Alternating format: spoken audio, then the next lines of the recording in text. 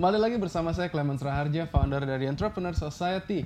Dan hari ini kita di Hotline kedatangan dengan satu tamu spesial dari salah satu pengusaha muda juga yang cukup inspirasional dan memulai semuanya itu dari nol. Dan kita akan dengarkan kisahnya dia. Kita perkenalkan dulu, kita sambut Kak Agus Mariono. Halo. Asik. Kak Agus, gimana nih? Jadi nama usahanya apa sih sebenarnya?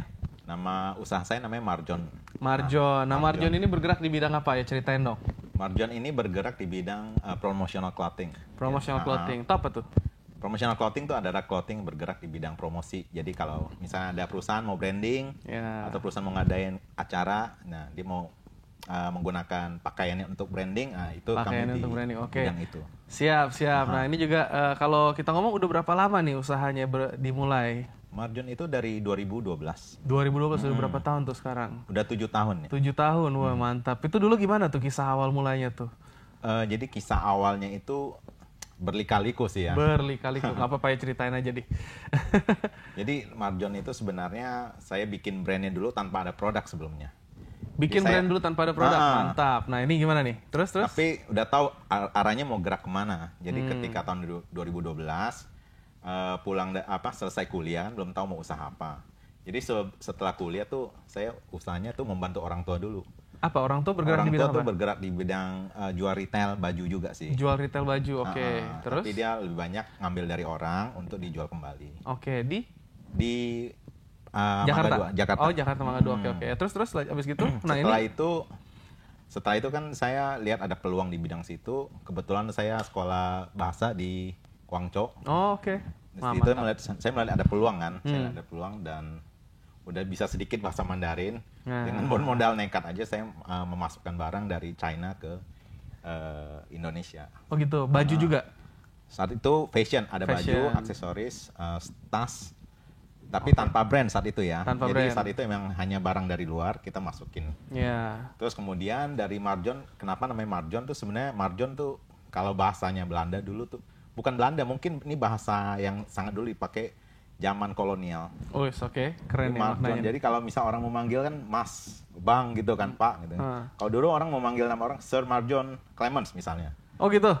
Sir Marjon. Oke. Jadi Marjon tuh identik dengan gentleman gitu. Gentleman. Jadi awal-awal Marjon tuh didirikan untuk pakaian pria cowok gitu. Oke. Tapi terakhir bergeser ke bidang promotional clothing. Promotional clothing. Jadi sekarang ini masih importing atau udah produk lokal nih? Sekarang udah produksi lokal. Produksi lokal, mantap. Jadi udah dibikin dengan produk lokal, jahitan lokal juga. Wih, keren. Nah ini juga kita harus mendukung namanya bisnis lokal ya, bisnis Indonesia, bener banget. Memberdayakan orang-orang Indonesia. Orang-orang Indonesia nih? Iya. Yes, mantap gitu dong. Harus. Nah ini tujuan kita supaya kita bisa sama-sama membangun Indonesia. Makanya kenapa saya pengen angkat ceritanya. Tapi pas jadi dari lulus kuliah langsung bikin bisnis nih? Setelah lulus kuliah di Indo, habis itu kan ke Guangzhou sekolah bahasa sambil membantu orang tua. Setelah itu pulang dari sana, baru saya dirikan Marjon. Nah itu tahun 2012 bikin, tapi nggak langsung promotional clothing. Jadi masih kayak baju fashion. Baju fashion, benar. Jadi baju dengan baju polo, saya bikin ada desain Desain logo. Bordirnya. Setelah itu saya jual dengan cara biasa, hanya taruh di toko, tapi ternyata nggak gitu jalan. Oh, terus? Saat itu ada di Tanah Abang Blok B. Saat itu karena masih gedung baru, jadi trafficnya juga sangat rendah dan saya kurang antisipasi di bagian situ. Jadi saat itu traffic jatuh banget, penjualan juga kurang bagus. Wah, terus gimana tuh solusinya? Setelah itu kalau dari perjalanan bisnis 2012, 2014 saya kerjaan yang lain. Jadi sempat vakum. Sempat vakum. Main apa? Saya dulu tahun 2014 mencoba bisnis di bidang distribusi consumer goods gitu loh. Consumer goods. Jadi kayak ada sendal, ada apa kayak pindah alur gitu ya, jadi kayak pokoknya. garam, barang-barang consumer goods. Sampai garam juga kita. Buset, oke. Nah, terus itu balik lagi ke fashionnya? Karena di bidang distribusi itu juga tidak berjalan. Nggak berjalan dengan baik ya, nggak apa-apa. Nah ini salah satu kisah-kisah nyata ya teman-teman kalau kita mendengarkan. Ada yang mulai usaha, ada yang sukses langsung, ada juga yang harus ngalamin tadi tuh tantangannya. Nah pada saat lagi ngalamin, waktu kalau saya boleh tanya nih, pas lagi waktu awal baru mulai itu modal awalnya gimana tuh kisahnya?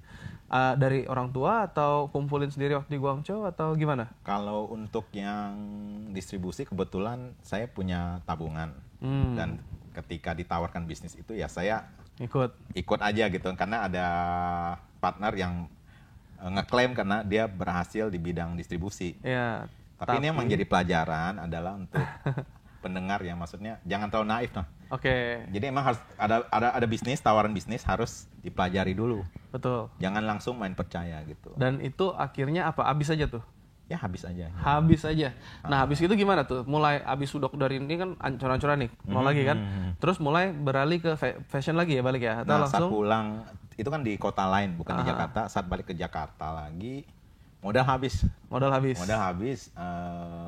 Bingung juga mau ngapain. Jadi selama tahun 2016 itu saya nggak ngapa-ngapain. Wih, mantap. Dalam arti maksudnya nggak buka usaha, tapi saya pelajari di bidang produksi baju. Jadi selama itu ya bolak-balik Jakarta Tangerang untuk lihat bagaimana orang bikin baju, bagaimana orang merancang pola, sumbernya dari mana, suppliernya dari mana. Jadi dari sana belajar. Modalnya gimana? Ini paling menarik sih. Jadi modal ketika udah nggak ada kan kita juga mikir. Kebetulan saya punya 6 saudara. 6 saudara. Saya berenam. Saya anak keempat dari 6 bersaudara. Saya mikirnya gimana kalau bisnis ini saya bikin family business. Jadi saya bikin sistem pembagian saham. Siapa yang mau ikut?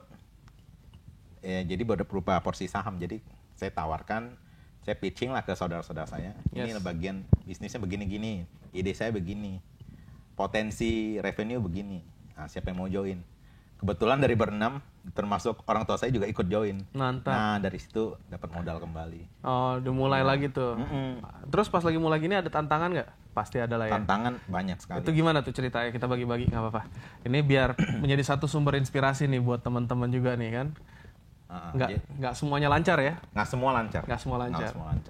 Jadi emang kalau di bidang baju ini, pertama yang paling sering saya hadapi adalah keinginan customer. Kenapa jadi, tuh? Pas saya membuat sebuah pola baju kan saya membuat pola sendiri. Terus saya lihat bagus, ternyata di mata customer nggak bagus. Oke. Padahal itu kita produksi massal. Jadi kita harus bikin ulang lagi. Terus gimana? Dibuang? Oh enggak, kita kekuatan power of mouth.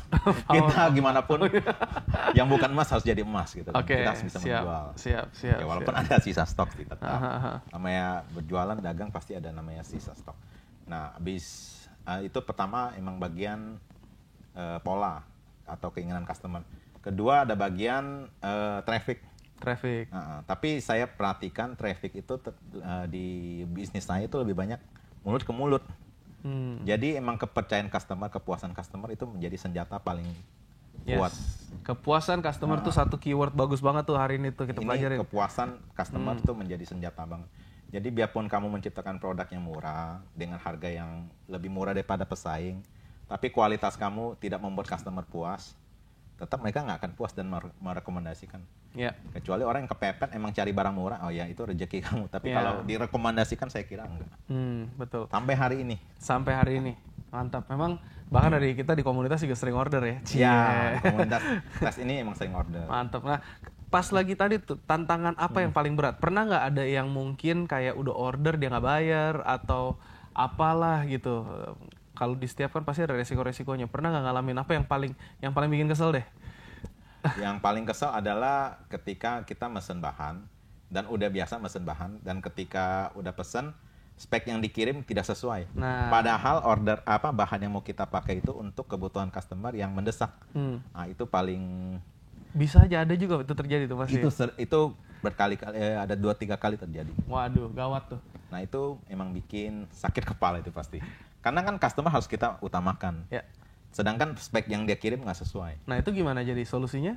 Pertama, kejujuran. Kita beritahu dulu si customer apakah dia mau terima kondisi seperti itu. Kalau nggak ya kita refund dan gantinya dengan mungkin menawarkan sesuatu. Misalnya diskon di masa ke depan, satu.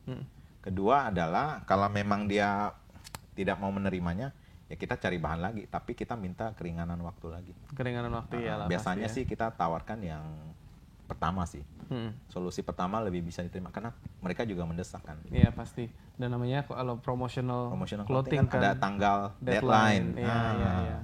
Biasa untuk apa? Event atau buat acara event. Acara event kebanyakannya, makanya benar deadline sangat-sangat penting. Pas lagi kayak gitu, kira-kira perasaannya pernah nggak nih dari waktu dulu mulai usaha sampai sekarang, terus sampai mungkin ngerasa down banget gitu? Saya kira kalau down itu pasti karena atau performance, frustrasi atau apa gitu, pernah nggak? Pernah, pasti pernah. Itu boleh diceritain tuh Kak Agus. Ini paling general menurut saya, itu performance sedang turun, penjualan kurang bagus, sedangkan kita harus membayar namanya tagihan dari supplier. Nah itu yang paling membuat kita frustrasi sih, karena kita dikejar-kejar kan. Dan ya solusinya ya kita minta keringanan waktu satu, kedua kita harus cari cara biar cepat liquid aja. Misalnya dengan cara memberikan promosi dengan harga yang di bawah kita jual atau kita tawarkan lebih gencar lagi. Tapi kalau lagi pas lagi down gitu, kira-kira ada nggak value apa mungkin yang bisa dicerita? Apakah mungkin biasanya orang kalau kepepet itu mungkin nanti dia curhat kemana atau apa, kembali ke keluarga atau gimana gitu, ada mungkin ngalamin pada saat itu siapa yang jadi pilar-pilar nih untuk mendukung nih kira-kira pas lagi frustrasi dan down? Kebetulan saya beruntung sekali ya karena masuk ke dalam komunitas tes ini. Oke. Jadi emang saya bukannya menggembar-gemborkan tes, tapi emang di komunitas ini saya belajar adanya rasa kebersamaan. Jadi emang kebetulan ada sendiri sih yang terus support dan memberikan solusi. Tapi selain dari situ, selain dari komunitas kita nih, apalagi nih yang biasa saling mungkin ada komunitas lain atau dari gereja atau dari agama atau apa, religi atau apa mungkin gitu? Ya, yang pasti pertama keluarga pasti akan sangat supportnya. Jadi ketika itu mereka malah menawarkan butuh uang nggak gitu kan? Pasti kadang begitu. Cuman saya menempatkan posisi seandainya saya nggak punya orang support. Jadi mindset itu saya tanamkan biar kita nggak manja. Nah, itu bagus banget tuh. Kalau kita sering berpikir ada backup di belakang kita yang siap memberikan dana, kita otomatis mindsetnya jadi manja. Betul. Wah, ini bagus banget nih. Ini adalah satu masukan yang keren banget. Tadi kita bisa dapat beberapa value nih dari Kak Agus. Yang pertama tuh keluarga. Kita tuh harus solid ya. Kalau namanya family itu harus solid, saling dukung. Justru saya senang banget dengar tadi berapa berenam. Saya berenam. Berenam sama papa mama juga ikut bikin prok. Nah ini jadi akan jalan di sini sekarang. Nah ini kalau yang lainnya sendiri tuh bergerak di bidangnya sama-sama atau berbeda? Beda-beda sih. Beda-beda ya. Ada yang profesional, ada yang online shop juga dagang. Online shop juga. Yang sama paling mirip ya orang tua saya sendiri sih. Oh gitu. Cuma mereka bergerak di bidang retail tadi. Kalau ini Kak Mario lebih ke arah B2B ya. Ya, lebih ke arah produksi. Tadi dari situ terus sama kita harus peduli sama konsumen.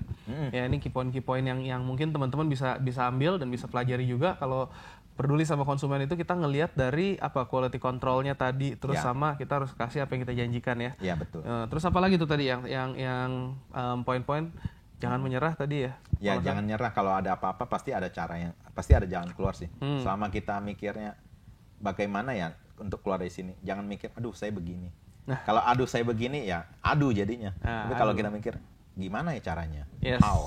Fokus pada solusi. Ya, betul. Bukan cuman kita fokus pada permasalahan. Nah, kalau kita ngomong seperti ini, itu untuk mulai dari nol lagi, terus mulai berusaha lagi, mulai belajar lagi semua ya. Kita memang harus selalu giat ya cari informasi ya. Itu sempat katanya tadi kan 1 tahun tuh bolak-balik Jakarta Tangerang untuk belajar tuh kayak gitu ya. Kebetulan saya konveksinya di 3 raksa di Tangerang. Jadi Jakarta Tangerang kurang lebih 3 raksa 80 kilo lah.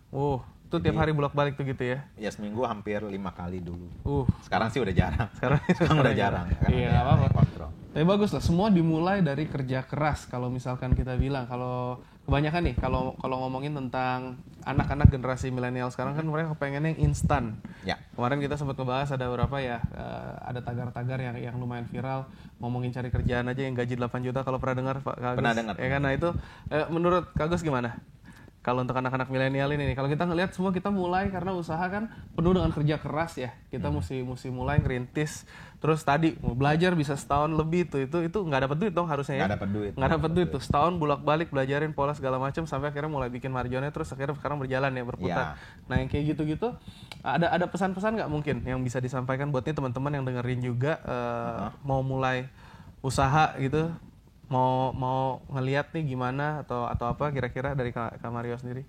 Kalau dari saya sih, kalau mau mulai bisnis, jangan dengar kata orang ini bagus untuk dikerjakan. Jangan dengar kata orang, oke. Maksudnya, usaha bikin kue ini lagi laku, tapi nggak kita pelajarin. Jadi hanya berdasarkan kata orang kita buka. Itu menurut saya kurang bijak sih. Nah, kedua, yang tadi soal yang 8 juta itu, menurut saya kalau orang itu bisa deliver value senilai 8 juta untuk dia lulusan baru, itu boleh klaim. Tapi kalau dia baru lulus, biasanya baru lulus kan belum ada experience. Pengalaman. Belum ada pengalaman sama sekali kan. Jadi kalau langsung ngeklaim nilai dia segitu, kurang relevan ya. Kurang relevan, betul. Maksudnya harus menunjukkan dulu prestasinya emang senilai apa sih, value apa sih yang bisa kamu kasih, baru boleh ngeklaim gitu. Betul. Soalnya kita juga sebenarnya kalau sebagai pengusaha mau ngomongin tenaga kerja, kalau kita bisa dapetin seseorang yang profesional yang bisa deliver dengan les itu, kita juga butuh ya.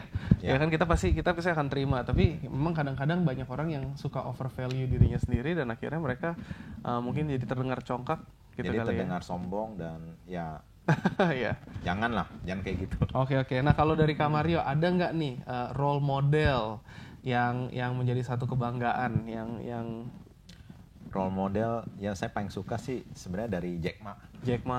Kenapa Jack Ma? Jack Ma itu kalau saya baca kisah hidupnya, dia selalu menempatkan posisi customer di atas segalanya. Jadi emang dia tuh benar-benar customer driven. Kedua, untuk soal etos kerja, Elon Musk. Dia etos kerja luar biasa bagus. Intinya kita harus disiplin sih. Dan dia nggak pernah puas abis bikin usaha apa, bikin lagi Tesla, bikin lagi SpaceX. Urutannya saya lupa, tapi dia nggak pernah puas setelah A, B, C, terus-terusan. Kejar terus. Customer driven dari Jack Ma sama yang Elon Musk. Dari karena etos kerjanya. Ketiga, soal kesabaran sih saya belajar dari Anda sih. Asik. Itu luar biasa. Sabar itu emang penting banget untuk pengusaha. Karena mantap. Timing tiap orang tuh berbeda. Timing si A mungkin kelihatan cepat.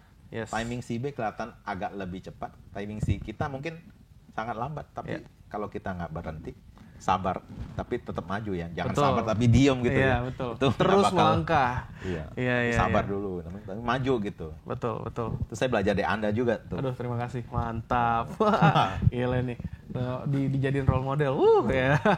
Tapi kalau kita ngomong memang ya kita nggak bisa membandingkan diri kita sama orang lain.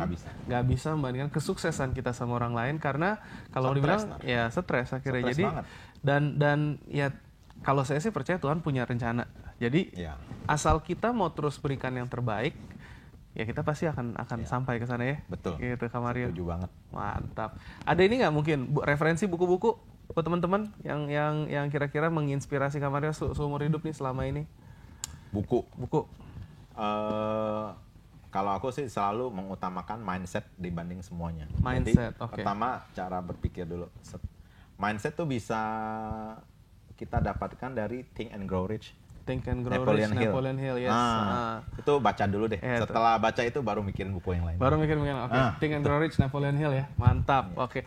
Setelah bergabung di The Entrepreneur Society nih, Kak Agus dapat apa aja kira-kira sementara? Dari kapan tuh kita ya temenan? Udah lama banget nih kita semenjak aku balik mulai 14-15 tuh. Kita kenal kayaknya 15-16 ya.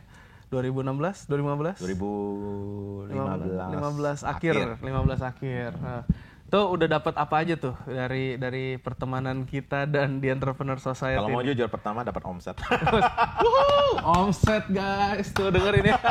Di Entrepreneur Society. Pasti dapat omset dulu pertama. Oke, mantap. Karena dari pengusaha namanya grup pengusaha pasti saling membutuhkan gitu. Betul. Kan si kemarin ada namanya John, pengusaha pintu baja. Namanya Jansen. Oh ya, mantap. Nah, kayak gitu-gitu pasti mereka butuh buat personal branding. Buat perusahaannya branding. Iya. Nah, jadi ini teman-teman nih udah dengerin ya, kalau buat ngomongin corporate branding, nanti mungkin seragam atau mungkin buat event. Kalau mau pesen di Marjon tuh gimana nih? Kita mau ngelihatnya di mana? Ada. Nanti ke depan mau kita bikin Instagramnya. Ke depan ada Instagram. Tapi sekarang kalau mau kontak ya lewat WhatsApp. WhatsApp nomornya berapa Kak Agus? Di 0812 9727 8585 ya. Lumayan nih, semoga yang dengerin dari sini nanti kalau misalkan kepikiran pengen bikin corporate merchandising, bukan merchandising. Apa tadi promotional clothing. Itu kontaknya ke Marjon. Tadi nomornya berapa? Di 0812 9727 8585. Oke, teman-teman, kayak kita rasa cukup dari sini. Mungkin kalau misalkan Kak Agus sendiri ada nggak tambahan pesan yang mau disampaikan buat teman-teman nih para pendengar, apalagi terutama anak-anak milenial yang pengen terjun ke bisnis, atau mungkin yang sudah terjun tapi lagi ngalamin struggle, mungkin belum ada penjualan atau gimana gitu, kira-kira ada pesan?